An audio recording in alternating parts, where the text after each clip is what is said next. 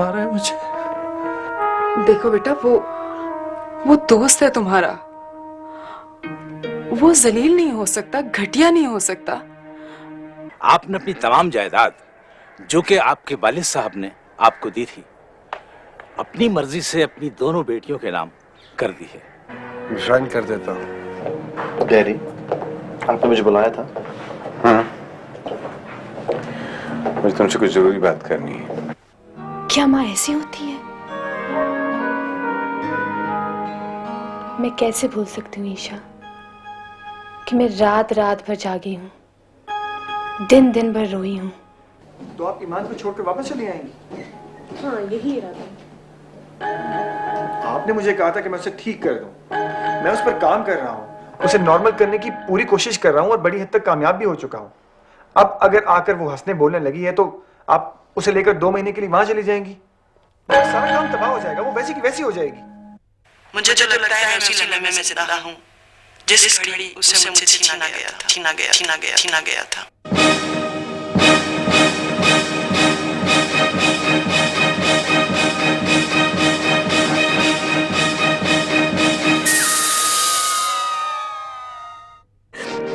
मैं उनके लिए एक चैलेंज केस थी।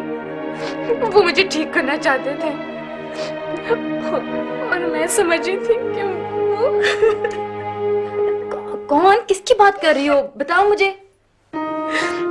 सारम बेटा, तुम जहां भी रहो खुश रहो।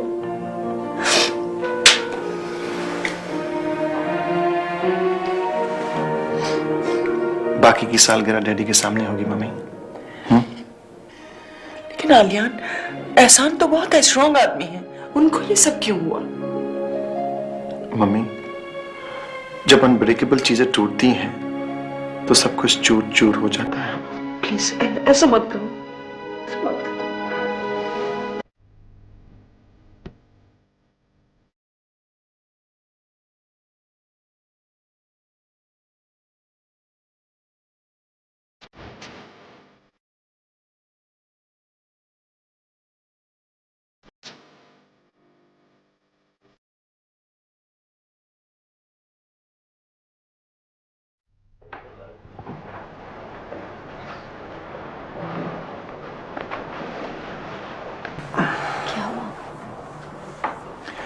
डॉक्टर्स ने स्टमक वॉश कर दिया है।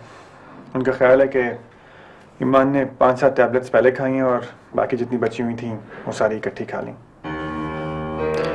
डॉक्टर्स कह रहे थे कि अगर वो गोलियां डिसॉल्व होकर ब्लड स्ट्रीम में शामिल हो जाती तो उसका बचना मुश्किल था। लेकिन उसके पास ये सारी टैबलेट्स आई कहाँ से? साइकाट्रिस्ट ईमान का इलाज कर रहा है। उसने रोज रात को सोने से पहले एक गोली खाने को कहा था। अब चूंकि इन्हें यहाँ आना था और यहाँ मेडिसिन बगैर प्रिस्क्रिप्शन के तो मिलती नहीं है, इसलिए वो सब इकट्ठी ले आई। सारिम, ये ठीक तो हो जाएगी ना? शी बी फाइन इंशाल्लाह। वो आहिस्ता आहिस्ता इनके सिस्टम से इन गोलियों का असर खत्म हो जाएगा and she be just alright, don't worry. अच्छा, मॉम घर जा रही हैं। अगर तुम चाहो उनके साथ जाओ, थोड़ा आराम कर लो, मैं यहीं हूँगा। नहीं, मुझे डर लगता है, मैं इसको अकेले छोड़ के कहीं नहीं जाऊंगी। फिक्र मत करो, ये अकेली नहीं है। तुम घर जाओ और आराम करो। शाबाश।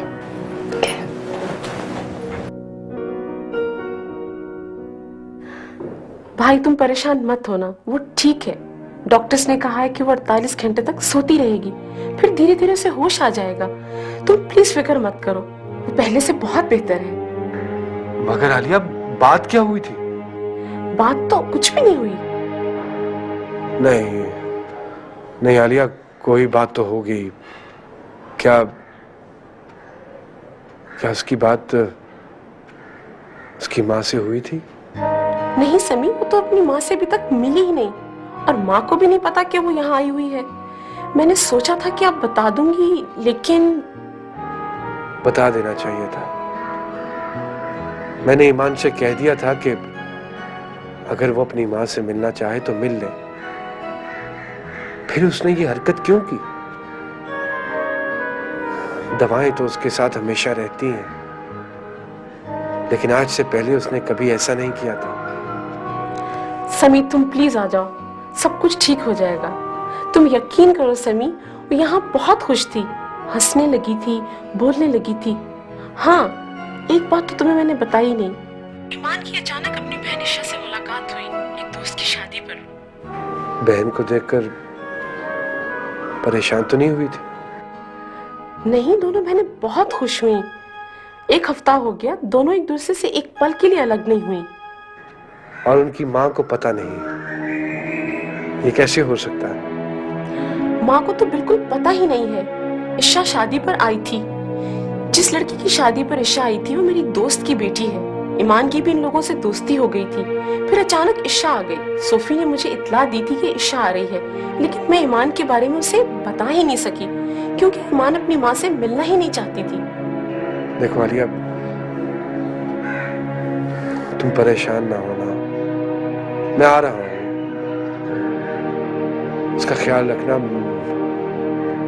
मैं तो उसे कुछ नहीं दे सका, लेकिन तुम उसका बहुत ख्याल रखना। बहुत अकेली है वो। समी प्लीज तुम आ जाओ, फिर कोई भी अकेला नहीं रहेगा। खुदा हाफिज।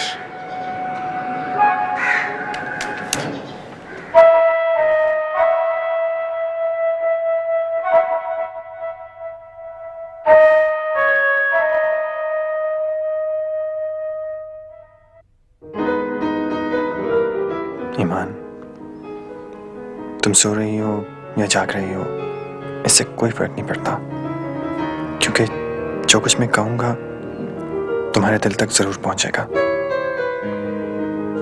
देखो ईमान, तुम्हें एक सफर पर भेजा गया है। इस सफर को खुशी खुशी पूरा करो, क्योंकि तुम्हारे पास इसके सिवा कोई चॉइस भी नहीं है। ये कब शुरू हुआ था और कब खत्म होगा, रास्ते में कितने मोड़ आएंगे, कितने लोग मिलेंगे, और उन लोगों में से कौन तुम्हारा हाथ पकड़कर साथ चलना शुरू करेगा, ये कोई नहीं जानता। हम तकदीर के बनाए हुए नक्शे पर चलते हैं, और यही जिंदगी है। और अगर मानो तो यही मोहब्बत है। थोड़ा सा, बस थोड़ा सा एतबार कर लो।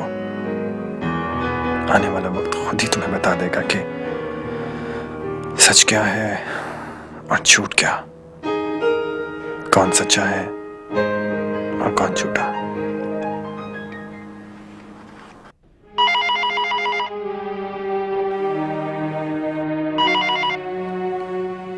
हेलो।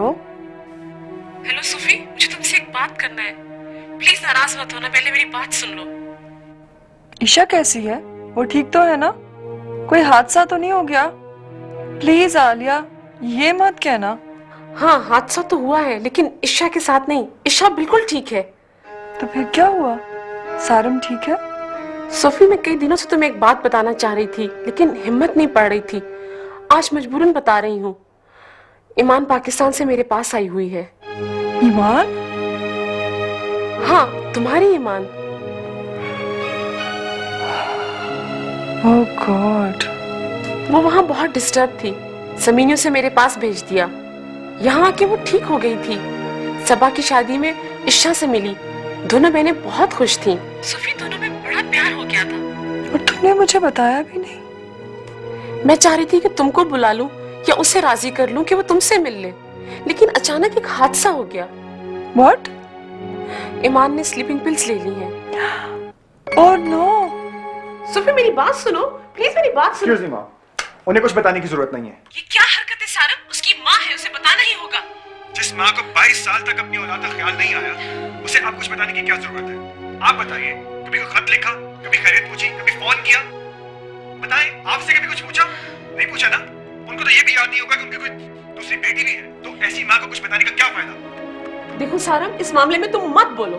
मैं क्यों ना बोलूं? मैं जरूर बोलूंगा। उसे मैंने ठीक किया था, तबाह तो उसे इन लोगों ने किया है।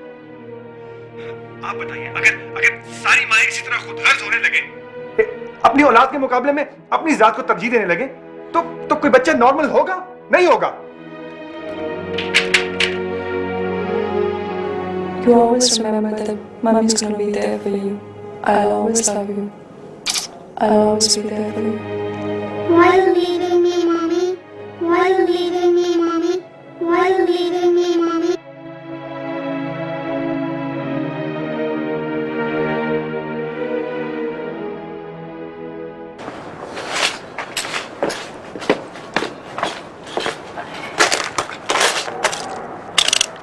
आओ बेटा। मैं कल जा रहा हूँ। मैं 2 दिन और रुकूंगा तो मुझे सेमेस्टर दोबारा क्लियर करना पड़ेगा। हाँ हाँ तो जाओ बेटा, अब तो मैं ठीक हूँ, और वैसे भी भाई साहब हैं मेरे पास। आप क्यों नहीं चलती मेरे साथ?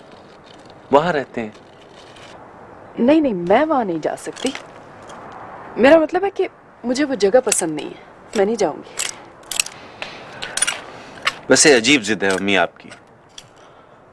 जिद की बात नहीं है, मैं यहाँ से सब कुछ छोड़ छाड़ के वहां कैसे जा सकती हूँ? तुम्हारा भी आखिरी सेमेस्टर है, तुम पूरा करो। और देखो, तुमने मुझसे वादा किया था कि तुम जॉब किसी और शहर में करोगे। अम्मी एक बात मेरी समझ में नहीं आती, आप कभी उस शहर में खो गई थी जो इतना डरती हैं वहां से? बस मुझे वो जगह पसंद नहीं है, और बहस मत करो मेरे साथ प्लीज। मैं बहस नहीं कर रहा। मेरे कपड़े पैक कर दीजिएगा, मैं जा रहा हूँ कल। सुनो, ईशा से मिलके नहीं जाओगे? नहीं अम्मी,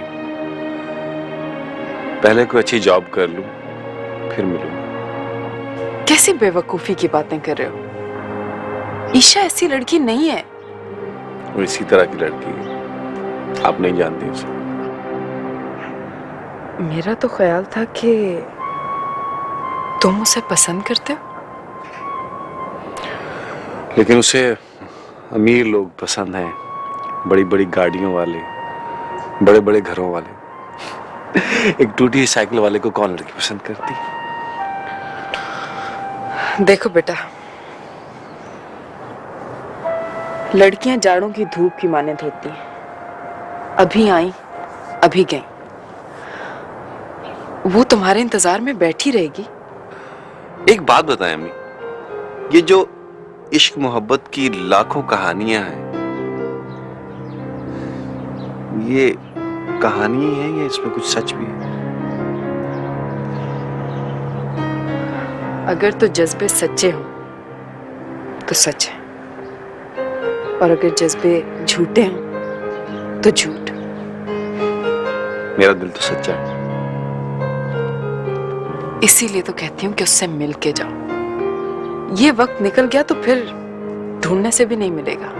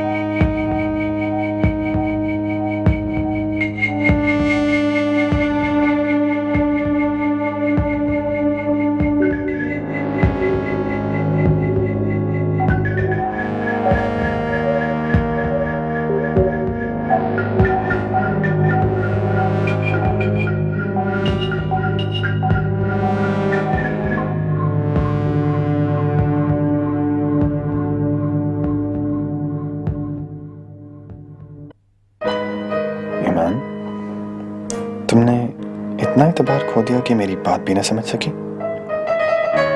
अजीब लड़की हो तुम।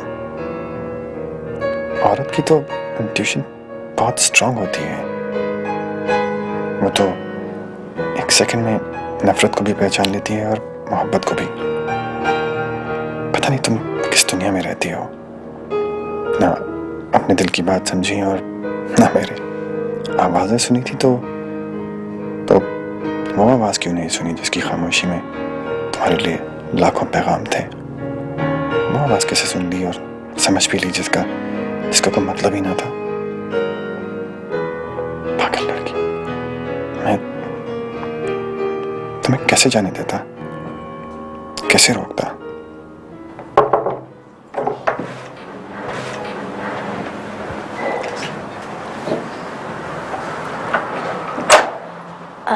सारिम, ये हमारी मम्मी है।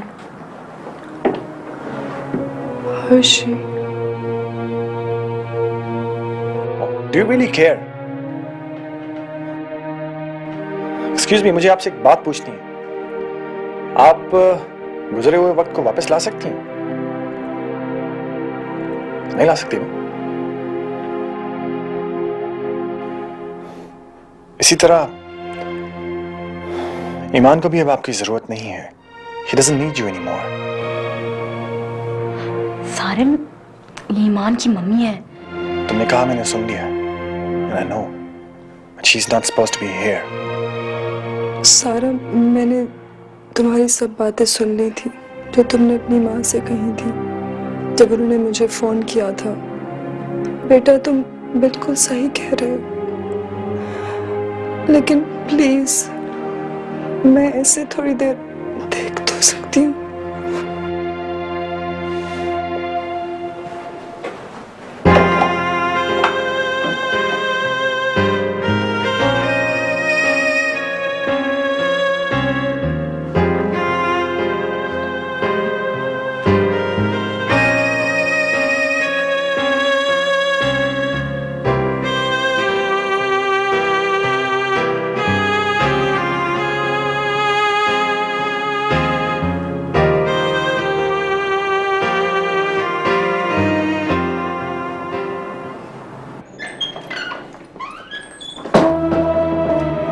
So how are you feeling now, Doctor? I'm fine.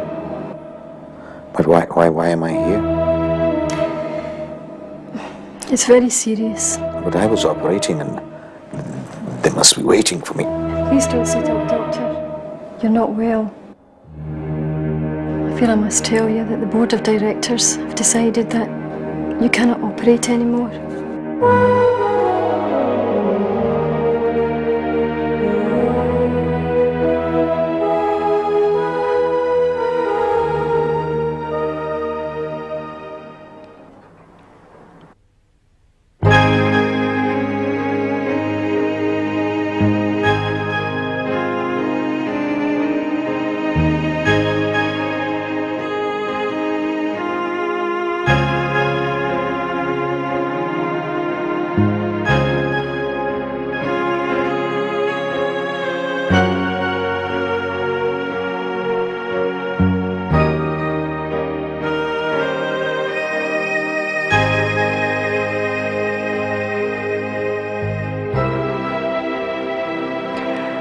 No, darling. I will not leave you. Never again. Never again.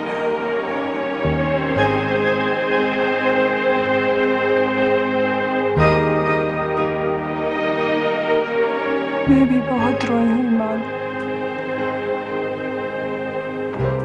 कितनी बार मेरा जी चाहा कि मैं अपने आप को खत्म कर लूं, लेकिन जिंदगी खत्म करने से दुख तो खत्म नहीं हो जाते बेटा, और फैल जाते हैं। खुदा हमें हमारे हौसले से ज्यादा दुख नहीं देता और देगा भी नहीं। बिलीव मी बेटा, अब हमारी जिंदगी में खुशियां आएंगी, इतनी खुशियां कि तुम्हारा दामन उनसे भर जाएगा।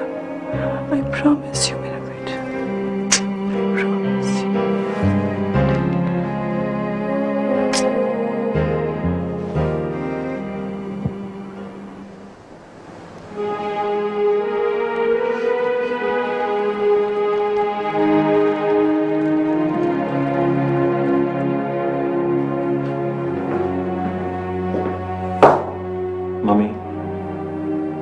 मैं सोच रहा हूँ कि आप डैडी को लेकर किसी पुरसुकून जगह पर चले जाएं। देखिए ना, अगर वो वहां पर 1-2 हफ्ते के लिए रुकेंगे तो इंशाल्लाह बिल्कुल ठीक हो जाएंगे। क्या ये आप कर सकेंगी? क्यों नहीं कर सकूंगी, सब कर लूंगी। वैसे भी उनको आराम और सुकून की जरूरत है, वो यहाँ रहकर नहीं मिल सकता। तुम सब अरेंज कर लो, मैं उनसे बात कर लूंगी। वैसे भी कितने अर्सों से कहीं गए ही नहीं। Hello, speaking. What? My God. Yes, I'm coming. Yes, I'm coming. अलिया, क्या क्या बता के जाओ। मम्मी, वो नर्स ने डैडी को सब कुछ बता दिया। उन्हें स्ट्रोक हुआ है, मैं हॉस्पिटल जा रहा हूँ। स्ट्रोक हो गया? ओह, स्ट्रोक हो गया। और ना मियां, और क्या क्या होगा?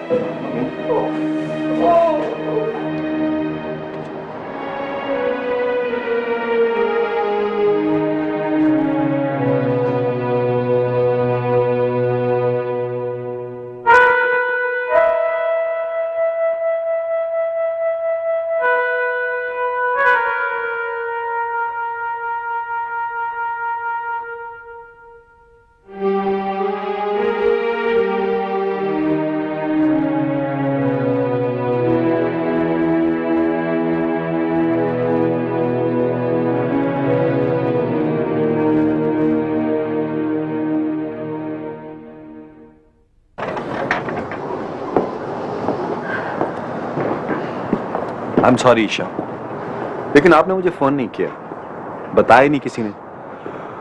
आपके घर फोन करता था तो आंसरिंग मशीन ऑन होती थी। वो तो मैंने आज जेबा को फोन किया कि पता करूं आप चली गई या यहीं हैं। Thank you. ईमान को क्या हुआ? वो तो बिल्कुल ठीक थी। जब इंसान पर से एतमाद उठ जाता है ना, तो वो कुछ भी कर सकता है। ईमान ने स्लीपिंग पिल्स खा ली थी। वो तो शुक्र है कि हम फौरन वहाँ पहुँचे और उसको हॉस्पिटल ले गए, लेकिन डॉक्टर्स कहते हैं फिर भी 1 हफ्ता तो लगेगा। अच्छा, ईमान तो बड़ी टिमिड सी लड़की है। ये सब करने के लिए तो बड़ी बहादुरी की जरूरत होती है। मैं तो ऐसा सोचूं भी तो नहीं कर सकता। इंसान के बर्दाश्त की भी एक हद होती है, और ईमान उस हद तक पहुंच चुकी थी। आप परेशान हैं? वो मेरी बहन है और हम लोग 20 साल के बाद मिले हैं, और अगर उसको कुछ हो गया ना तो पता नहीं मेरा क्या होगा। कुछ नहीं होगा उसे। उसने अपने हिस्से के सारे दुख समेट लिए हैं। ये तो दुख के समंदर की आखिरी लहर थी जिसने उसे उठाकर साहिल पे फेंक दिया है। यकीन कीजिए, अब उसकी खुशियों का जमाना शुरू हो गया है। उसकी खुशियों का जमाना तो आ चुका है, लेकिन वो खुद ही ये नहीं जानती। जान लेगी, आज नहीं तो कल जान लेगी। ईशा, असल में मोहब्बत जो है वो एक नाजुक सा ख्याल होता है जो अचानक दिल में आ जाता है, फिर खुद ब खुद उसका यकीन इंसान को हो जाता है। जब आप उससे मिलिएगा तो उसे ज़रूर ये बताइएगा, क्योंकि ये सब मैं उससे नहीं कह पाऊंगी, क्योंकि मुझे अभी तक खुद ही नहीं मालूम कि ये सब है क्या। उस दिन के लिए आई एम रियली सॉरी। पता नहीं क्या क्या कह गया जो मुझे नहीं कहना चाहिए था शायद। नहीं, मैं तो वैसे ही सब कुछ भूल गई थी। मुझे याद भी नहीं आपने क्या कहा था। बड़े ही बेवकूफ लफ्ज थे जो इतनी जल्दी मिट गए। बड़ी मुश्किल बातें करते हैं आप। हाँ, मुश्किल इंसान तो मैं हूँ। खैर, अच्छा किया जो आपने भुला दिया। मैं ईमान को देखने जरूर जाऊंगा। ये बताइए कि आलियान को इल्म है? क्या? वो नहीं जो मैंने कहा था, वो जो ईमान के साथ हुआ। वो तो जा चुके थे, उन्हें कैसे मालूम होता? फोन कर सकती थी। इतनी परेशानी में मुझे तो ख्याल ही नहीं रहा। हालांकि परेशानी में कुछ लोगों का ख्याल जरूर आता है, इसका मतलब ख्याल था ही नहीं, है ना? ये क्या बात हुई? ये बात आपकी समझ में नहीं आएगी, मेरी समझ में आ गई है। खैर, आइए आपको छोड़ता हूं।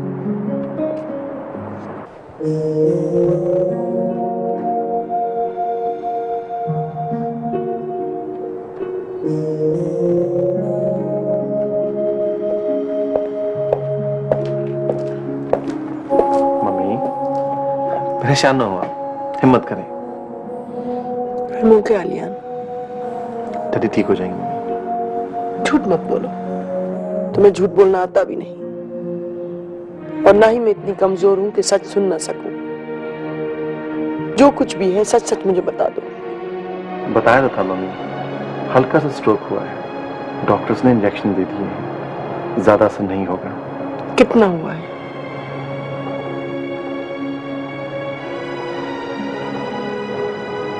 राइट साइड पर पैरालिसिस हुआ है, चेहरे पर असर नहीं है। आलियान, ये सब क्या हो रहा है? मेरे साथ ही क्यों हो रहा है? मैंने क्या गलती की है? मम्मी ये हमारा इम्तिहान है। डैडी ऑलरेडी बहुत डिस्टर्ब्ड है। जब मैं उन्हें लेकर आऊंगा ना, तो आपको उनके सामने नॉर्मली बिहेव करना पड़ेगा। ये मेरा कोई पहला इम्तिहान नहीं है, पहले भी कई इम्तिहान दे चुकी हूं, ये भी दे लूंगी। मैं उन्हें मिल तो सकती हूँ ना? आइए अंदर आइए।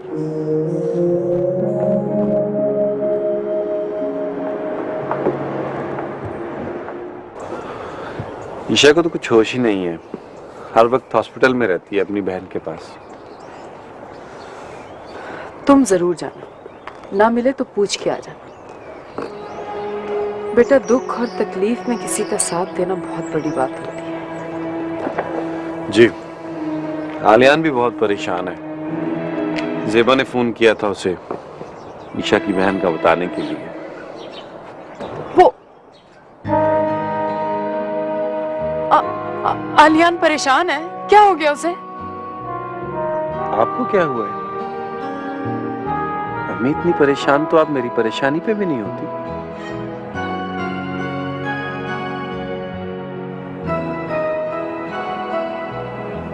बको मत, कभी कभी तुम बिल्कुल छोटे बच्चों की तरह बिहेव करते हो। वो है, तुम हो। मुकाबले की तो कोई बात नहीं। मुकाबले की तो कोई बात नहीं, मगर कुछ ऐसी आन पड़ी है कि मुकाबला आन पड़ा है। क्या क्या कह रहे हो तुम? मजाक कर रहा था। आप तो जरा सी बात से डर जाती हैं। आलियान की डैडी की तबीयत ठीक नहीं। क्या क्या तबीयत खराब है? जेबा ने बताया कि शायद स्ट्रोक हुआ है। और तुमसे इतनी भी तौफीक नहीं हुई कि तुम फोन करके पूछ ही लो? कैसे दोस्त हो तुम दानियाल? अम्मी आज ही तो पता चला है, फोन भी किया था वो मिला नहीं। दानियाल, तबीयत बहुत ज्यादा खराब है क्या? आप भी कमाल करती हैं अम्मी, किसी की तबीयत टिम्बकटू में खराब हो और आप यहाँ परेशान हो जाती हैं। नहीं बेटा, ये इतने दूर की बात नहीं है। इतने करीब की बात भी नहीं है। करीब की बात तो है। मेरा मतलब है, दोस्ती की है तो फिर निभाना भी सीखो। दोस्ती नहीं निभा सके तो दुनिया का कोई रिश्ता नहीं निभा सकोगे तुम। अम्मी आप इतना परेशान क्यों हो रही हैं? मैं जा ही तो रहा हूँ, उसके पास भी जरूर जाऊंगा। अच्छा, तुमने पूछा नहीं कि बीमारी क्या है? बीमार तो वो काफी दिनों से है। आलिया ने बताया था कि भूलने वाली बीमारी है। दानियाल, इस बीमारी में लोग क्या सब कुछ भूल जाते हैं? अचानक थोड़ी देर के लिए सब कुछ भूल जाते हैं, फिर याद आ जाता है। और जैसे जैसे बीमारी बढ़ने लगती है, अटैक बढ़ने लगते हैं। इस बार सुना है कि ऑपरेशन करते हुए भूल गए थे वो। उन्हें भी शायद ये पता चल गया है। आलियान बेचारा तो बहुत परेशान होगा। इतनी बड़ी बात होगी और तुमने बताया भी नहीं। कम से कम तुम्हें तो जाना चाहिए था। आलियान यकीनन परेशान होगा अम्मी, क्योंकि वो उसके अब्बू हैं। मेरा बाप बीमार होता तो मैं भी इसी तरह परेशान होता। ठीक कह रहे हो तुम। अब प्लीज सब मुझ पे रहम करें आप। दोस्ती की हद तक तो ठीक है, अब अगर उसके अब्बू का भी कुछ होगा और आप इतनी परेशान होंगी, ये भी ठीक नहीं। ईशा से मिलने जा रहा हूं।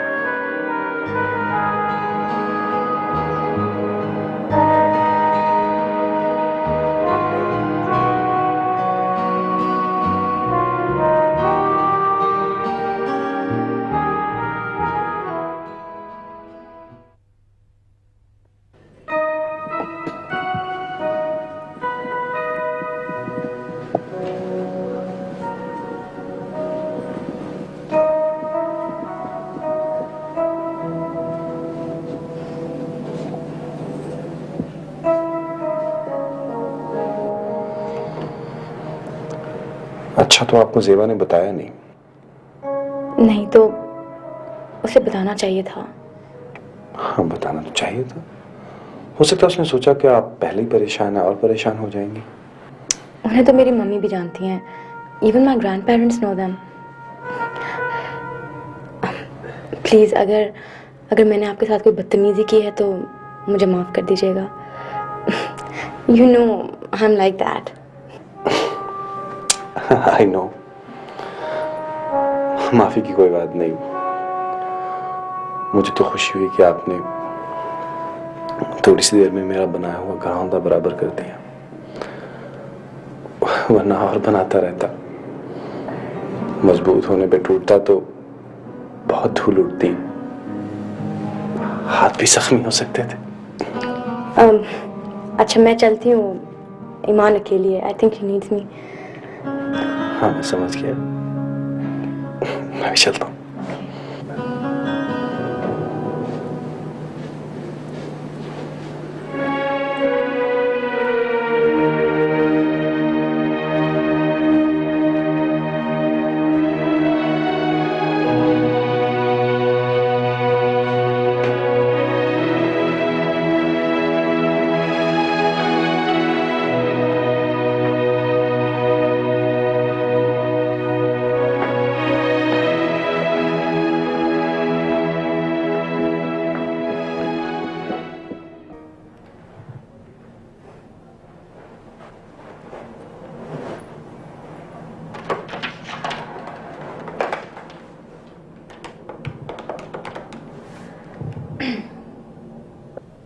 Yes, could I speak with Dr. Alian, please?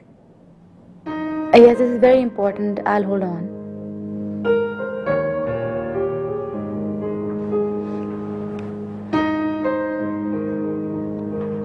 जी, मैं ईशा बोल रही हूँ।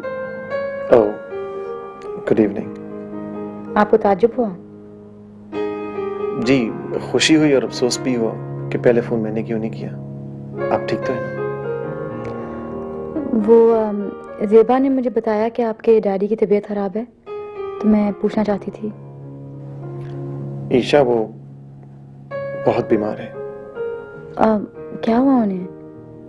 He is semi-paralyzed. Oh God. This is what you call life. And life is not always very fair. Very true. अच्छा, आप कैसी हैं? जी, मैं भी बहुत परेशान हूँ। ईमान हॉस्पिटल में है, उसने स्लीपिंग पिल्स लेनी थी। What? क्यों? जिन लोगों को जिंदगी रास नहीं आती, वो कभी कभी जिंदगी से बदला लेने के लिए ऐसी हरकतें करते हैं। मगर अब तो वो ठीक थी और खुश भी थी। खुशी का एतबार तो नहीं रहा उसे। मेरा तो ख्याल था कि सारम और वो एक दूसरे को पसंद करते हैं। पसंद करते हैं, लेकिन ईमान को मोहब्बत पे यकीन कहाँ है। वो तो ये समझती है कि हर रिश्ता टूट जाने वाला होता है, आज है तो कल नहीं। आप इसे समझाती क्यों नहीं? मैं क्या समझाऊं? मेरी तरफ से समझा दें आप कि खुद अपने दिल से गवाही लें, अपने आप से सच बोले, तब इन्हें यकीन आ जाएगा। पता नहीं, हम तो बटे हुए लोग हैं आलियान साहब, अधूरे हैं। हमें तो मुश्किल से यकीन आएगा। अगर हो सका तो किसी को किसी दिन ये यकीन दिला दूंगा। अपने मम्मी डैडी को मेरी तरफ से पूछिएगा और मेरी मम्मी की तरफ से भी पूछिएगा, वो हम लोग को जानते हैं। जी, मैं आपको फोन करूंगी। मैं इंतजार करूंगा। खुदा हाफिज़।